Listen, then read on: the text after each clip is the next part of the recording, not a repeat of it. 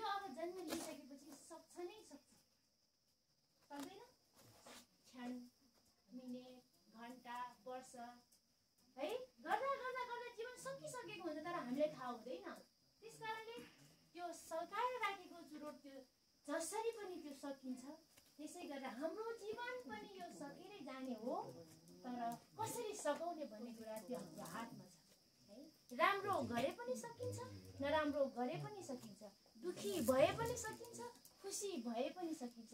त्यसकारणले हामीले हाम्रो जीवनलाई कसरी जिउने, कसरी बाँच्ने, कसरी खतम गर्ने, कसरी सकाउने, त्यो हाम्रो हातको कुरा हो। त्यसकारणले गर्दा सोचे जीवन सरल छ, पानी भन्दा तरल छ है। बुझे जीवन सरल छ, पानी भन्दा तरल छ, नबुझ्दामा गाह्रो छ, ढुङ्गा भन्दा साह्रो छ, ढुङ्गा भन्दा साह्रो छ।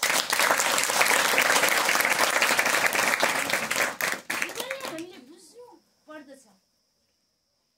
जीवन अत्यन्तै सरल छ, जीवन अत्यन्तै सुन्दर छ, जीवन अत्यन्तै सरल, सहज, सुन्दर अनि सबैको निमित्त लाभदायक छ जीवन। तर हामी सोच्छौँ मेरो खप्पर फुटेको, मलाई जस्तो दुःख कसैलाई पर्दैन, म जस्तो अभागी कोही छैन भनेर हामी छाती पिटेर अगाडि बढ्छौँ कि पर्दैनौँ? हामीलाई लाग्छ कि लाग्दैन कि यो भयभरको संसारको दुःख चाहिँ मेरै खप्परमा रहेछ, मै अभागी छु, मै नराम्रो छु है, मैले गरेको काम केही पनि हुँदैन, मैले सक्दिनँ, मेरो तर्फबाट हुँदैन, म पुग्दिनँ है, मेरो त खुट्टै गल्छ, मेरो त मुटु नै हल्लिन्छ, मेरो त हातै काप्छ होइन, मेरो त दिमागमै बस्दैन, मै त हुँ बोधो, मै त हुँ अल्छी भनेर आफैले आफूलाई कोस्छौँ हामी है। भगवान बुद्धले भन्नुभएको छ तपाईको दुश्मन अरू होइन, दुश्मन भन्नुस् त, दुश्मन भन्नुस् त, को तपाईको दुश्मन? दूषित मन। तपाईको दूषित मन नै तपाईको दुश्मन हो। त्यसकारणले आफ्नो मनलाई शुद्ध गर्नुहोस्। आजैदेखिबाट तपाईको निर्वाणको बाटो, सत्कर्मको बाटो खुल्नेछ।